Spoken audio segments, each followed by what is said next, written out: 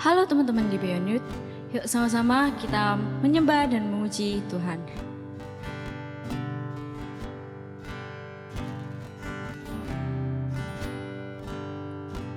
Kasih apa bawamu ke dunia? Raja mana lahir dalam hina,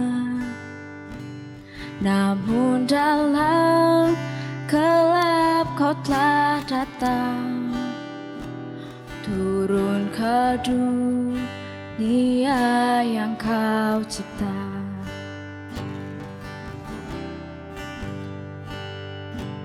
Kasih apa yang rela berkorban, ditolak, dicecar dan dihina, agar kau tanggung selemahanku dan jadi kekuatan kebenaranku.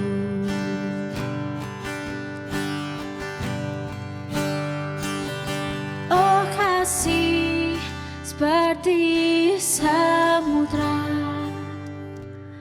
anugerah surgawi meliputiku. Puji Raja yang turun ke dunia dengan kasih seperti samudra.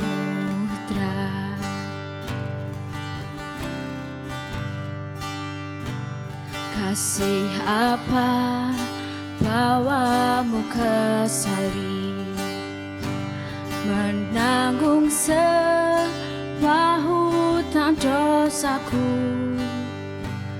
Anak surga meninggalkan Bapa, darahnya yang membuatku hidup, darahnya yang membuatku hidup.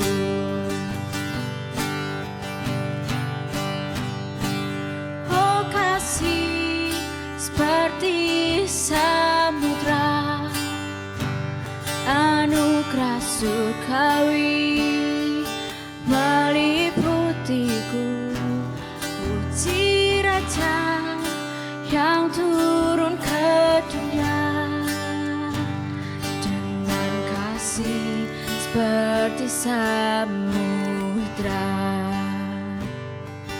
Oh kasih seperti samudra, anugerah surgawi meliputiku. Puji Raja yang turun ke dunia dengan kasih seperti samudra, dengan kasih seperti samudra. Halo teman-teman, bagaimana kabar kalian? Senang sekali hari ini aku bisa beribadah bersama dengan teman-teman. Nah, sebelum kita menuju ke sermonnya, seperti biasa ada beberapa pengumuman. Yang pertama adalah jangan lupa untuk selalu membaca daily devotional setiap hari, karena itu baik buat kalian. Dan bagi yang belum mendapatkan daily devotional, teman-teman bisa DM di Instagram kita, yaitu Keep Beyond Youth, lalu nanti kita akan memfollow up. Informasi yang kedua, terima kasih untuk teman-teman yang selalu ikut CG. Wah, we really appreciate it. Dan bagi teman-teman yang belum ikut CG, yuk ikut CG yuk. Nah, yang selanjutnya, yang terakhir, bagi teman-teman yang mungkin skip beberapa sermon minggu lalu, teman-teman bisa mengaksesnya di YouTube channel kita, yaitu Keep Beyond Next Gen. Teman-teman bisa tonton kapanpun dan dimanapun, oke? Oke, let's go to the sermon. Tapi sebelumnya, yuk kita berdoa. Bapak, terima kasih Tuhan untuk kesempatan kami bisa berkumpul, beribadah, mendengarkan firman-Mu Tuhan. Biarlah firman-Mu ini bisa mengencourage kami, biarlah firman-Mu ini bisa menguatkan kami, biarlah firman-Mu ini membawa kita untuk selalu memandang kepada kasih karunia-Mu yang besar bagi kami. Terima kasih Tuhan, ajar kami untuk bisa duduk dengan tenang, kami bisa mendengarkan dengan baik. Terima kasih Tuhan Yesus, hanya di dalam nama Tuhan Yesus kami berdoa. Amin. Oke, teman-teman, judul sermon kita hari ini adalah God equips His people with wisdom. Nah, jadi saat kita baca Alkitab, kita bisa melihat ada beberapa pemimpin-pemimpin yang besar. Salah satu pemimpin yang terkenal adalah Musa. Semua pasti pernah dengar Musa, ya kan? Apalagi beberapa minggu ini kita membahas kitab Keluaran di mana Musa ada di dalamnya. Nah, Tuhan menggunakan Musa untuk bisa membebaskan bangsa Israel dari perbudakan Mesir melalui gurun dan membawa mereka ke tanah yang sudah dijanjikan.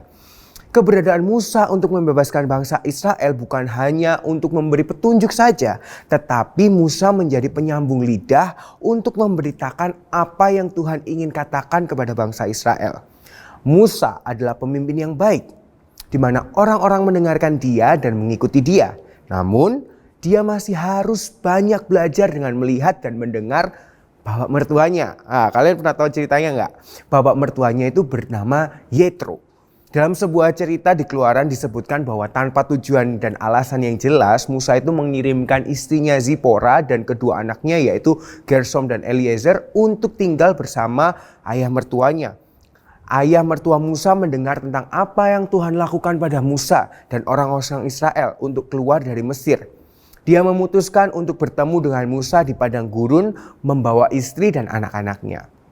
Untuk kelanjutan ceritanya, yuk kita baca dulu di Keluaran 18 ayat 7-12.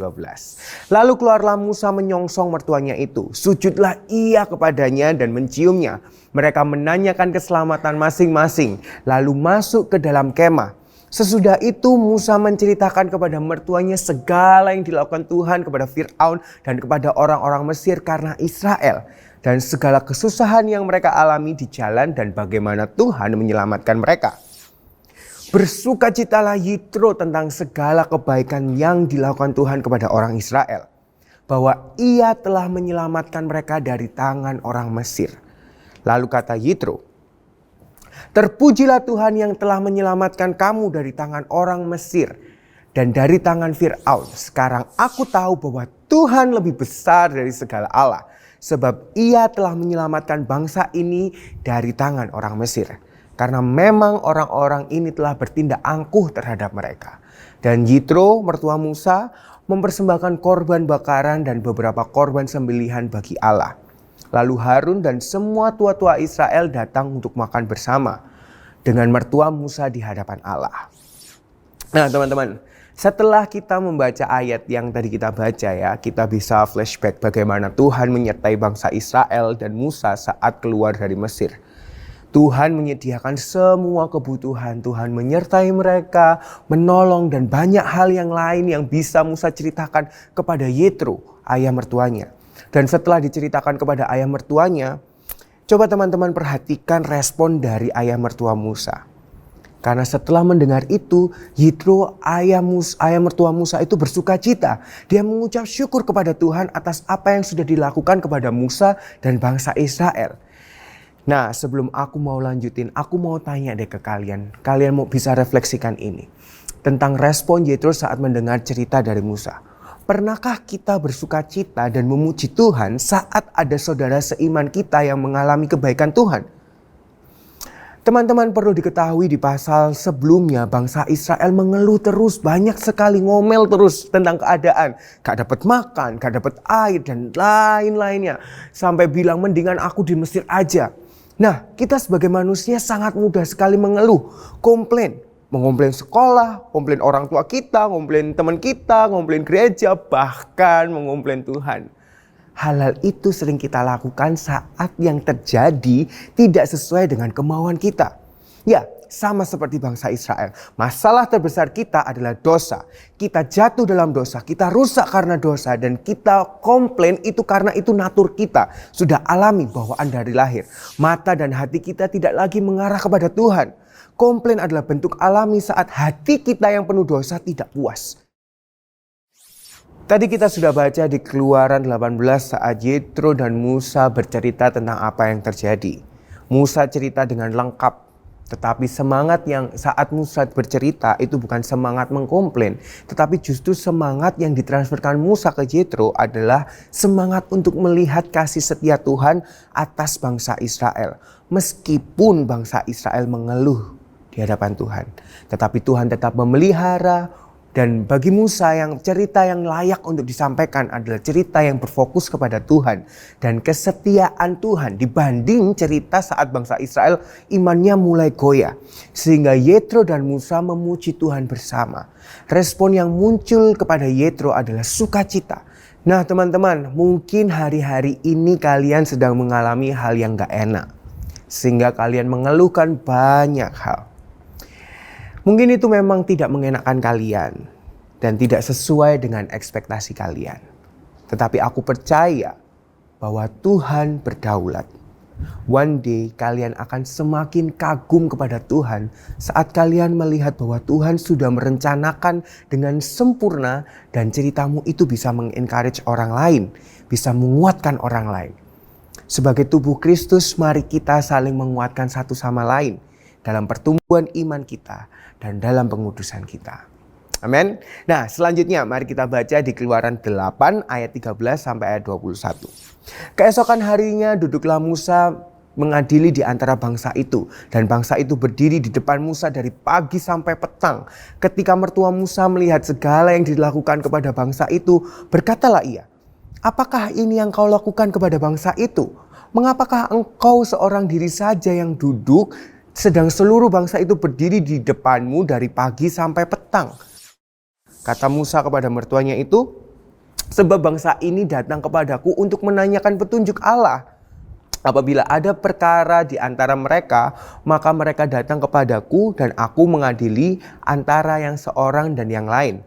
Lagi pula aku memberitahukan kepada mereka ketetapan-ketetapan dan keputusan-keputusan Allah." Tetapi mertua Musa menjawabnya, "Tidak baik seperti yang kau lakukan itu. Engkau akan menjadi sangat lelah, baik bangsa yang beserta engkau ini. Sebab pekerjaan ini terlalu berat bagimu, takkan sanggup engkau melakukannya seorang diri saja. Jadi sekarang dengarkanlah perkataanku. Aku akan memberi nasihat kepadamu dan Allah akan menyertai engkau. Adapun engkau wakililah bangsa itu di hadapan Allah dan kau hadapkanlah perkara-perkara mereka kepada Allah. Kemudian haruslah engkau mengajarkan kepada mereka ketetapan-ketetapan dan keputusan-keputusan dan memberitahukan kepada mereka jalan yang harus dijalani dan pekerjaan yang harus dilakukan." Saat kita membaca firman Tuhan di atas, kita bisa melihat ya bahwa Musa ini sedang overwhelmed dengan tugasnya sebagai seorang pemimpin. Dan orang-orang yang nunggu dari pagi sampai petang ini juga kasihan gitu ya. Lalu melihat itu, Jethro menasihatkan kepada Musa untuk membagi tugasnya dengan orang lain yang dipercaya. Dalam artian Musa harus mendelegasikan tugas ke orang lain supaya Musa tidak kewalahan. Mendengar kata mendelegasikan, apakah kalian pernah diberi tanggung jawab untuk melakukan tugas dari pemimpin kalian? Atau mungkin kalian pernah menjadi pemimpin dan mendelegasikan sebuah tugas kepada orang lain yang kalian percaya. Teman-teman, kalau semisal Yetro nggak ngasih saran ke Musa untuk mendelegasikan orang lain, mungkin lama-kelamaan Musa akan burn out. Dia mungkin akan capek karena dia pasti kewalahan banget. Dan dampak terparah kalau Musa burn out, bangsa Israel akan kehilangan arah. Dalam artian bangsa Israel butuh nih tuntunan secara spiritual dan praktikal. Dengan Musa yang mau mengontrol semua dan tidak mendelegasikan kepada orang lain, secara tidak langsung Musa membawa dirinya dan bangsa Israel kepada sebuah kegagalan yang besar. Tapi puji nama Tuhan, yaitu menyarankan untuk Musa mendelegasikan tugasnya kepada orang lain supaya Musa tidak capek dan kewalahan.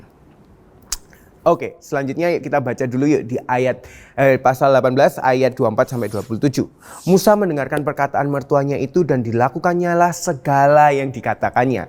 Dari seluruh orang Israel Musa memilih orang-orang cakap dan mengangkat mereka menjadi kepala atas bangsa itu, menjadi pemimpin 1.000 orang, pemimpin 100 orang, pemimpin 50 orang dan pemimpin 10 orang. Mereka ini mengadili di antara bangsa-bangsa itu sewaktu-waktu. Perkara-perkara yang sukar dihadapkan mereka kepada Musa, tetapi perkara-perkara yang kecil diadili mereka sendiri. Kemudian Musa membiarkan mertuanya itu pergi dan ia pulang ke negerinya. Wah, bisa terbaca ya bahwa Musa ini pun akhirnya memilih beberapa orang untuk membantunya.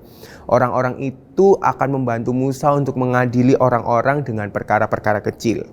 Ide Yetro untuk menyuruh Musa mendelegasikan tugasnya ke orang lain masih tetap dilakukan loh sampai sekarang ya, hingga pemerintahan saat ini.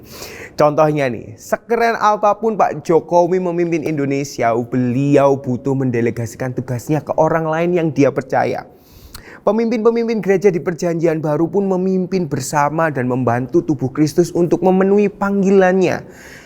Dari hal yang baru kita diskusikan tentang mendelegasikan tugas supaya tidak berat, ada kabar baik bagi kita.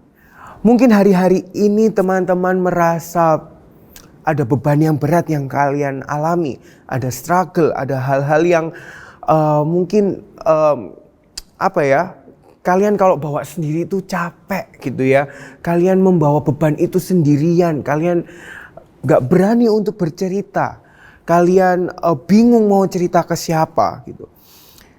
Ada kabar baik untuk kita semua. Dengarkan ini. Tuhan telah mengirimkan anaknya yang tunggal, yaitu Kristus sang kepala gereja, pemimpin kita yang sempurna.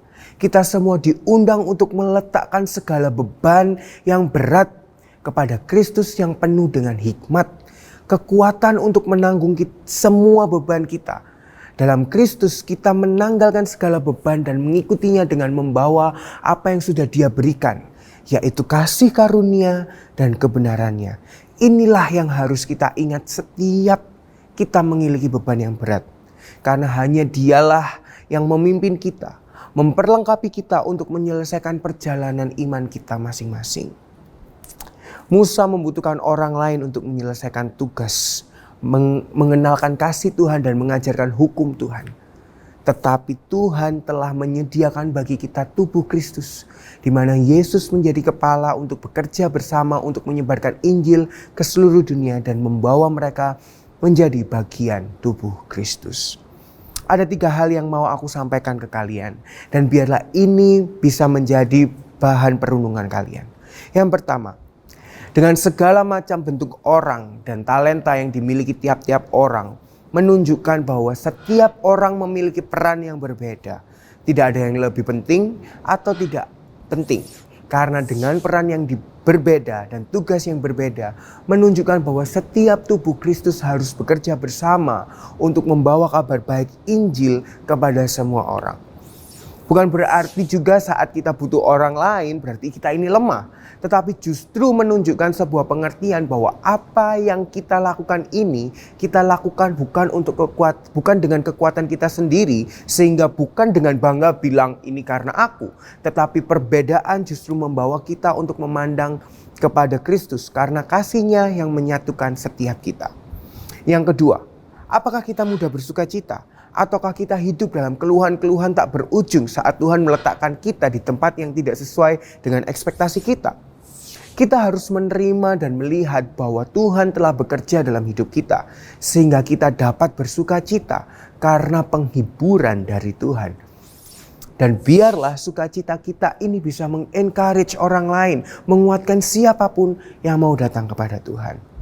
Yang ketiga, kita sama seperti Musa yang butuh orang seperti Yetro, yang bisa bersuka cita bersama dan memberikan saran-saran. Kita butuh satu sama lain untuk mengingatkan kita bahwa kita tidak sempurna. Kita melakukan kesalahan dan mengingatkan kita bahwa Kristus yang sempurna telah menyelesaikan setiap beban kita. Sehingga kita bisa berserah penuh kepada Tuhan. Nah teman-teman, aku mau mengakhirinya dengan sebuah cerita yang aku alami gitu ya. Di tahun 2017 saya punya kesempatan untuk saya menjadi pemimpin, menjadi PIC gitu ya, orang yang bertanggung jawab atas event yang besar, event yang dari Surabaya sampai Jawa Timur gitu ya. Eventnya itu seluruh Jawa Timur gitu. Eventnya ini tentang event cheerleading gitu ya. Saat itu adalah saat pertama di mana saya memimpin sebuah hal yang besar gitu ya. Dan waktu saya melakukan itu, dalam satu sisi saya senang melakukannya karena saya punya kesempatan. Tetapi dalam sisi lain saya juga bingung bagaimana melakukannya karena ini adalah yang pertama yang saya lakukan gitu.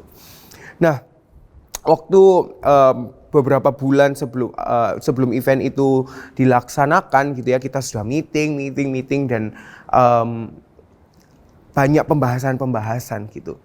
Dan suatu ketika saya merasa lelah dengan meeting itu, dengan masalah-masalah yang datang, sampai 2 minggu atau beberapa minggu sebelum acara itu dilaksanakan, saya sakit yang benar-benar nggak bisa ngapa-ngapain lagi, karena benar-benar secara fisik sudah capek dan secara mental capek gitu, secara psikis juga, maksudnya semuanya kayak sudah capek banget gitu. Dan waktu saya dalam kondisi sakit dan saya nggak bisa ngapa-ngapain gitu ya, saya juga nggak ada tempat untuk saya bercerita gitu. Kalau saya bercerita pun ya orang cuman menyemangati saya gitu ya, nggak yang maksudnya saya sendiri pun saya waktu begitu mendengarkan itu ya sudah gitu ya.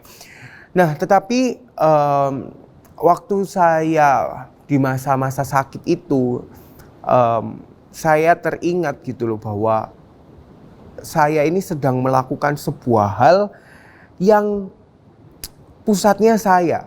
Wah, waktu saya tiba-tiba memikirkan itu ya, saya kayak tertampar sendiri gitu ya.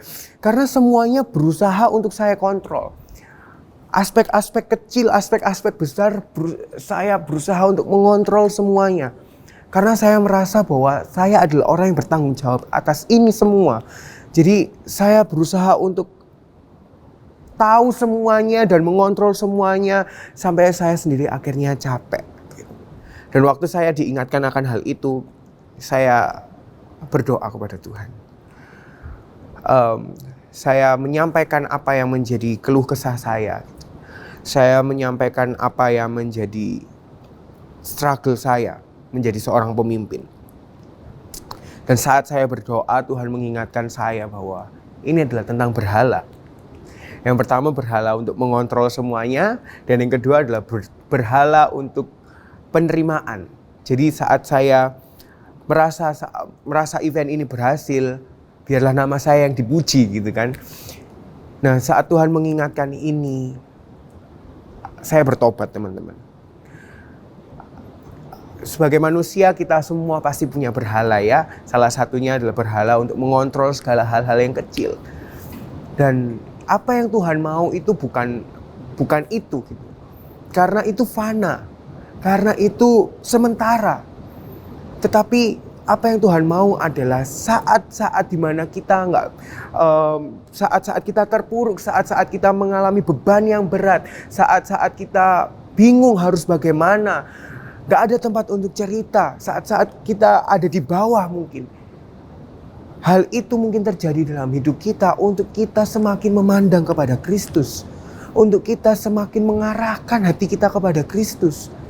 Karena hanya di dalam Dialah kita bisa menemukan rest. Hanya di dalam Dialah kita bisa menemukan kelegaan. God equip His people with wisdom itu berbicara tentang bahwa Tuhan memberikan kita hikmat untuk kita bisa melalui hal-hal perjalanan iman kita di depan ini, bukan dengan kekuatan kita, tetapi dengan hikmat yang sudah Tuhan berikan dalam hidup kita. Jadi saat ini teman-teman, mungkin banyak hal yang membuat kalian mengeluh, mungkin banyak hal yang membuat kalian merasa bahwa beban kalian berat. Tetapi saat ini aku mau mengingatkan kepada kita semua untuk kita memandang kepada Kristus, untuk kita berserah kepada Kristus, supaya kita tidak berjalan dengan kekuatan kita sendiri, tetapi kita berjalan bersama dengan Kristus yang memberikan kita kelegaan. Dan teman-teman, ada satu hal lagi yang indah, yang menurut saya indah, yang mungkin waktu saya punya masalah dulu, saya nggak punya ini, tapi kalian punya ini gitu ya, adalah komunitas. Di mana melalui komunitas bersama dengan tubuh Kristus yang lain, bisa mengencourage, bisa menguatkan, bisa saling support dalam kita menjalani perjalanan iman kita, dalam kita melalui progressive sanctification kita. Tuhan telah menyediakan kita komunitas untuk kita bisa sharing, untuk kita bisa bercerita apa yang menjadi beban kita, apa yang menjadi keluhan-keluhan kita. Kita bisa men-sharingkan itu. Dan saat kita men-sharingkan itu, kita diingatkan kembali untuk kita berserah kepada Tuhan. Wow, kalau aku mengingat zaman-zamanku dulu SMP, SMA gitu ya. Mungkin aku punya circle yang tempat aku untuk bercerita. Tetapi circleku itu tidak mengarahkanku kepada Kristus, tetapi mungkin membawaku kepada dosa-dosa yang lain. Tetapi bersyukur kepada Tuhan, saat ini aku punya teman-teman CG, dan kalian juga mungkin punya teman-teman CG, untuk kalian bisa sharing, untuk kalian bisa saling menguatkan, untuk kalian bisa bergandengan tangan, berjalan melalui perjalanan iman masing-masing. Mungkin kasusnya berbeda, mungkin masalahnya berbeda, tetapi pada dasarnya semua masalah kita ini sama. Karena masalah kita yang terbesar adalah dosa. Dan itu sudah diselesaikan Tuhan di atas kayu salib. Hingga saat ini, saat kita melalui perjalanan iman kita, kita bukan untuk berusaha untuk bebas dari dosa. Kita bukan bebas dari supaya kita mendapatkan keselamatan atau perkenanan Tuhan. Tetapi saat kita menjalani perjalanan iman kita ini, kita dibawa untuk semakin hari semakin serupa dengan Kristus. Amin teman-teman. Jadi biarlah ini bisa mengencourage teman-teman, ini bisa menguatkan teman-teman. Saya pribadi merasa saat saya menyiapkan ini, saya juga terberkati bahwa saya butuh orang lain, saya butuh komunitas yang sehat, komunitas yang membawa kepada Injil Yesus Kristus. Dan teman-teman sudah memiliki itu. Jadi ayo ikut CG supaya kita juga bisa sama-sama bertumbuh, berakar dan berbuah bersama di dalam Kristus. Amin teman-teman. Yuk sama-sama kita berdoa. Bapa, kami bersyukur Tuhan kalau hikmat-Mu itu turun atas kami Tuhan. Membantu kami Tuhan, mengajar kami Tuhan, untuk kami selalu berjalan sesuai dengan petunjuk-Mu, untuk kami berjalan sesuai dengan apa yang Kau kehendaki dalam hidup kita Tuhan. Tidak bisa dipungkiri Tuhan bahwa hidup di dunia ini akan penuh dengan penderitaan Tuhan. Kami akan bertemu dari masalah satu kepada masalah yang lain, dari beban satu kepada beban yang lain Tuhan. Tetapi kami bersyukur Tuhan karena kami ingat, kami tahu Tuhan bahwa beban itu telah Engkau selesaikan di atas kayu salib. Kami bersyukur itu Tuhan, dan kami bersyukur atas komunitas yang Tuhan telah sediakan bagi kami Tuhan. Untuk kami tidak merasa sendirian Tuhan, untuk kami selalu ingat bahwa ada orang lain yang bisa mengencourage kita, bisa menguatkan kita, bisa membawa kita untuk kita melihat kepada Kristus. Terima kasih Tuhan Yesus, terima kasih. Setelah ini Tuhan, mungkin kami akan melakukan aktivitas yang lain Tuhan. Berkati kami Tuhan, berkati sekolah kami, berkati hubungan kami dengan orang tua kami, keluarga kami, dengan pertemanan kami Tuhan. Kami serahkan semuanya ke dalam tangan-Mu. Bapa, biarlah kehendak-Mu yang jadi dalam hidup kami Tuhan. Bukan kehendak kami, tapi kehendak-Mu yang jadi. Terima kasih Tuhan Yesus, hanya di dalam nama Tuhan Yesus kami berdoa. Amin. Oke teman-teman, sampai di sini dulu sermon kita hari ini, ibadah kita hari ini. Aku harap teman-teman terberkati, dan kalau teman-teman ada butuh bantuan doa, teman-teman bisa mengakses di link yang ada. Oke teman-teman, sampai ketemu di selanjutnya. Happy Sunday, God bless you.